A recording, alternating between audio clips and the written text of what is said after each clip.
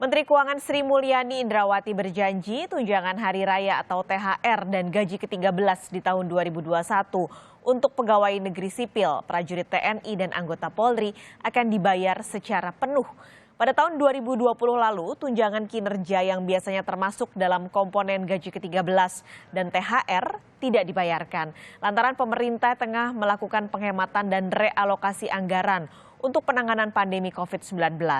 Jika proses pencairan THR tahun ini masih sama seperti tahun lalu, THR PNS diperkirakan cair pada 28 April atau 10 hari sebelum Lebaran. THR diharapkan jadi salah satu komponen yang mampu mendorong tingkat konsumsi untuk pemulihan ekonomi. THR sudah pasti berperan besar dalam upaya membangkitkan ekonomi. Oleh sebab itu, pemerintah tetap mendorong pengusaha membayar lunas THR tanpa menyicil. Kompas Bisnis pagi ini sudah bersama Sekretaris Kementerian Koordinator Bidang Perekonomian Susi Wiono Giarso. Selamat pagi, Pak Sus. Selamat pagi, Mbak Paskalis. Selamat pagi para pendengar. Selamat pagi, Pak. Ini mengonfirmasi, Pak. Jadi Kadin sudah bersedia, Pak, untuk membayar atau meminta anggotanya membayar THR tanpa cicilan? Ya, terima kasih Mbak Paskalis.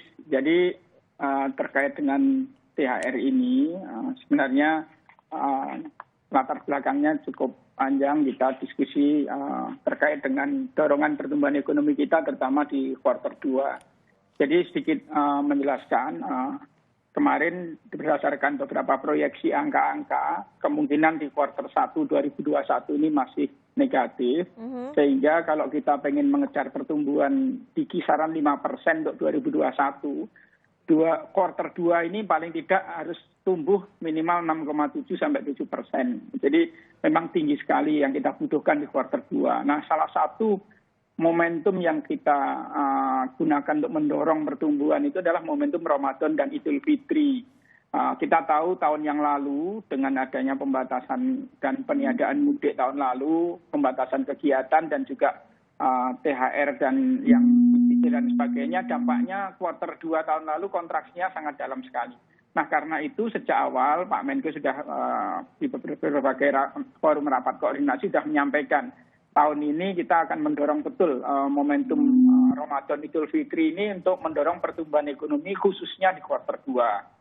Nah, dari hitung-hitungan yang ada gitu, kita ingin mendorong kegiatan belanja di akhir Ramadan Idul Fitri itu betul-betul akan signifikan dampaknya. Karena itu ada di dua sisi nanti, di sisi demand marketnya nanti berbagai program semacam Harbolnas dan sebagainya. Di sisi yang lain butuh meningkatkan daya beli masyarakat. Karena itu komponen daya beli yang akan kita dorong nanti untuk ASN TNI Polri ada THR dari Kementerian Keuangan. Biasanya ada Permenkyu-nya yang nanti akan mengatur biasanya 10 hari sebelum Idul Fitri. Nah, dari pengusaha untuk para pekerja dan buruh biasanya berdasarkan Permenaker ada SE-nya juga nanti akan diatur paling lambat 7 hari sebelum Idul Fitri. Okay. Nah, kemarin memang Mbak Paskalis pada saat ada pertemuan Pak Menko dengan para pimpinan Kadin, ada Pak Anindya Bakti, Pak Wakil Ketua Umum dengan beberapa Wakil Ketua Umum dan ada 24 Kadin daerah waktu itu. Sebenarnya konteksnya adalah diskusi mengenai ekonomi di daerah.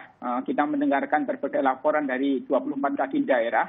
Nah, saat itulah Pak Menko menyampaikan sekalian bahwa pemerintah akan betul-betul mendorong momen Ramadan Idul Fitri ini nanti, terutama untuk mendorong pertumbuhan di kuartal 2. Karena itu dibutuhkan komitmen dari dunia usaha, para pengusaha untuk membayar THR secara penuh. Karena memang ini kita butuhkan untuk memberikan daya beli bagi masyarakat yang nanti akan melakukan spending di Ramadan dan Idul Fitri. Dan hampir serentak sebenarnya semua Kadin daerah dan juga beberapa pimpinan Kadin pusat kemarin menyampaikan kesanggupannya. Okay. Apalagi Pak Menko sudah menjelaskan sebenarnya pemerintah sudah banyak sekali memberikan insentif ke dunia usaha sehingga untuk THR ini betul-betul diharapkan dibayar secara penuh. Kalau tahun lalu memang direlaksasi, Mbak, ada yang pencicilan dan sebagainya. Tapi ini ada beberapa komunitas pengusaha gitu Pak yang sebenarnya mengeluhkan memang sepertinya sudah ada stimulus dari pemerintah. Tapi kan nggak semua sektor dapat. Ada beberapa yang saat ini juga masih berdarah-darah Pak. Apakah yakin semua pengusaha ini memang punya kemampuan untuk bayar THR secara full? Ya, jadi pertama kalau bicara sektor, hampir semua sektor mendapatkan insentif fiskal, walaupun mungkin tidak langsung dalam bentuk dukungan ke operasionalnya masing-masing industri di sektor itu. Sebut saja sektor yang terkait dengan insentif fiskal. Saya kira di 2021 kemarin terbitkan lagi PMK nomor 9 yang intinya hampir semua sektor listnya ada di situ. Mulai insentif PPh pasal 21, cicilan PPh pasal 25, PPN, dan hampir sebagian besar insentif fiskal juga sudah diberikan. Selain itu juga dukungan dari pemerintah untuk hal-hal yang lain, kaitannya dengan perlinsos, kemudian relaksasi, restrukturisasi kredit, penjaminan kredit, dan sebagainya. Jadi nyaris tidak ada sektor yang tidak mendapatkan insentif. Sehingga hitungan kita mestinya dengan berbagai dukungan itu, kewajiban pengusaha kepada para pekerja dan buruh harusnya dipenuhi secara penuh. Karena saat ini memang kalau kita lihat sudah agak berbeda dengan yang di tahun yang lalu, dan berbagai angka-angka indikator saya pikir juga cukup kondusif, sehingga kemarin Pak Menko menyampaikan dan sudah diputuskan di sidang Kabinet Paripurna kemarin bahwa Presiden juga setuju untuk THR ini memang kita wajibkan karena di PP-nya, PP 78 2015 dan di Permenakernya itu juga sudah wajib di situ. Nah hanya tahun lalu kan direlaksasi Mbak. Yang ini kita harapkan nanti dari Bu Menaker akan mengeluarkan SE yang mengatur bahwa untuk yang sekarang ini THR dibayarkan secara penuh. Apakah akan ada sanksi Pak nanti jika komitmen ini tidak dilakukan oleh para pengusaha? Nah, gini Mbak, hari ini di Kemenaker juga Dewan Pengupahan Nasional juga akan berdiskusi dan Bu Menaker juga sedang menyiapkan aturannya. Paling tidak kewajiban ini kita untuk yang tahun ini kita wajibkan untuk dibayar secara penuh. Oke. Pertanyaannya bagaimana kalau betul-betul ada yang kondisi cash flow-nya tidak memungkinkan. Ada yang mereka default pinjamannya ke perbankan. Nah, kemarin sempat kita diskusikan kalau kondisi realnya memang seperti ini, paling tidak ada rekomendasi atau keterangan dari perbankan bahwa dia sedang default kreditnya, sedang mengalami kesulitan cash flow atau lain sebagainya. Namun karena praktek ini juga belum pernah ada, nanti kami akan koordinasikan dengan perbankan kalau memang ada dibutuhkan kondisi-kondisi khusus yang memang perusahaannya betul-betul tidak sanggup, tidak mampu. Nah, ini yang sekarang sedang dibahas teknisnya di teman-teman Kemenaker, di Dewan Pengupahan Nasional. Tapi defaultnya adalah semua pengusaha wajib membayar THR-nya secara penuh untuk tahun ini. Kira-kira demikian, Pak. Apakah Kemenko juga sudah menghitung, Pak, andaikan nanti ada pengusaha-pengusaha yang memberikan pernyataan bahwa mereka tidak mampu dan harus dicicil. Dampaknya sebesar apa sih, Pak? Pada tadi Pak Sus bilang bahwa ini memang harus ngejar banget PDB ini, terutama di momentum ini. Dampaknya apa jika ada pengusaha yang ternyata banyak tidak bisa membayarkan THR secara full? Ya, kalau kami kemarin sudah hitung potensi konsumsi kalau kita berikan daya belinya, meningkatkan daya beli dengan kita berikan THR baik untuk ASN, TNI, Polri maupun para pekerja buruh ini. Kemarin kita hitung potensi konsumsinya itu sampai 215 triliun. Memang hitung-hitungannya kalau kita bikin rata-rata saja, misalkan untuk PNS ini THR katakan rata-rata 5 jutaan dari jumlah 4,3 juta PNS ini kira-kira akan ada sekitar 43 triliun potensi konsumsi. Nah, untuk para pekerja itu yang anggota BPJS tenaga kerja sekitar 20 jutaan orang, kalau 5 juta aja potensinya udah 100 triliun. Sedangkan yang pekerja formal non BPJS itu 36 jutaan orang, kalau kali ratakan rata-rata 2 juta saja ini udah 72 triliun. Sehingga potensinya luar biasa kalau kita dorong untuk konsumsi rumah tangga dengan angka yang kira-kira 215 triliun ini.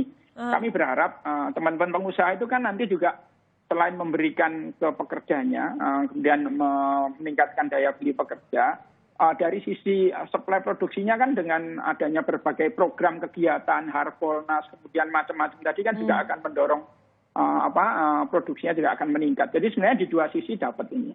Kalau larangan mudik akan mengganggu nggak, Pak? Nah, sebenarnya kemarin sudah ada SE 08 dari Kasatgas penanganan COVID-19. Sebenarnya istilahnya adalah peniadaan mudik. Jadi untuk tanggal 6 sampai 17 itu kita lakukan peniadaan mudik. Nah, ini memang pilihan yang tidak mudah karena di satu sisi kita ingin mengendalikan betul COVID-19 ini. Karena angka-angkanya sejak PPKM Mikro trennya cukup bagus, penurunan kasus aktif, kemudian tingkat kesembuhan yang membaik dan semuanya.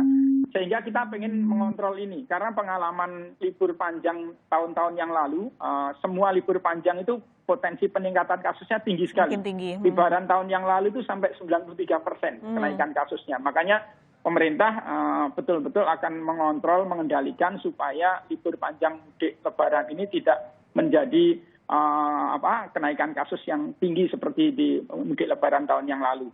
Nah, dampak ekonominya memang pasti akan sangat terasa. Semua pembatasan kegiatan dari sisi ekonomi pasti akan mengurangi potensi untuk mendorong pertumbuhan ekonomi tadi. Karena itu kita compensate ya dengan beberapa program tadi, Pak.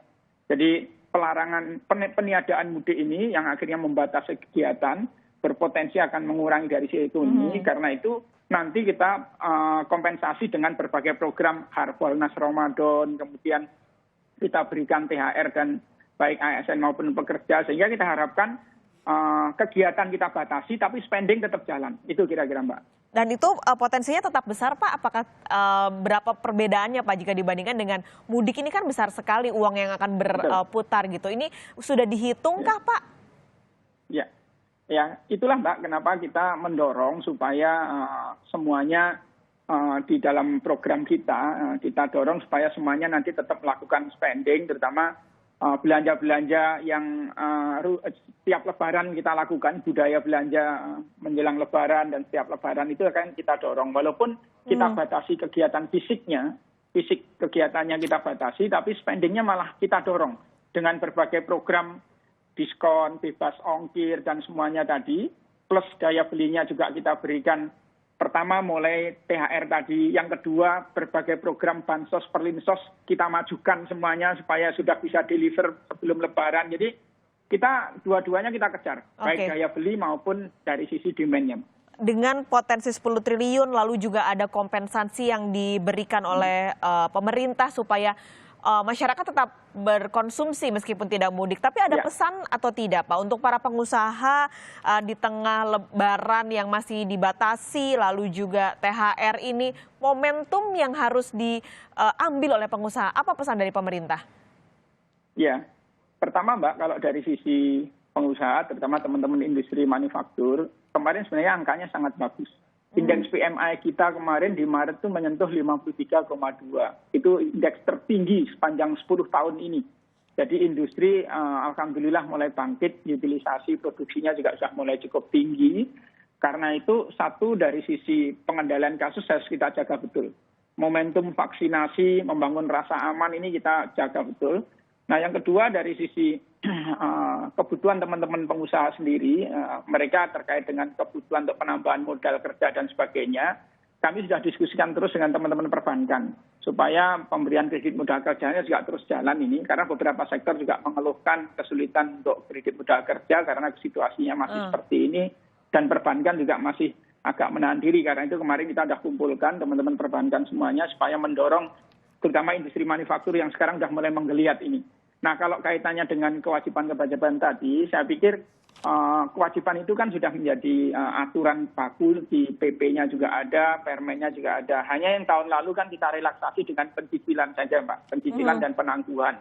Nah, kita harapkan yang tahun ini dengan kondisi-kondisi seperti tadi, angka-angka yang sudah kita sampaikan tadi, kami berharap teman-teman pengusaha juga mau share untuk mendorong ekonomi ini sehingga THR pekerja dan buruh dibayarkan penuh sebelum Lebaran supaya juga bisa mendorong konsumsi kita di kuartal 2 ini. Itu, Mbak, yang kita harapkan. Baik, terima kasih banyak Pak Sus untuk waktunya pagi ini di Kompas Bisnis. Sekretaris Kementerian Koordinator Bidang Perekonomian Susiwiono Mugiarso sudah bergabung. Pagi ini sehat selalu, Pak Sus. Baik, terima kasih Pak Paskalis, sehat selalu.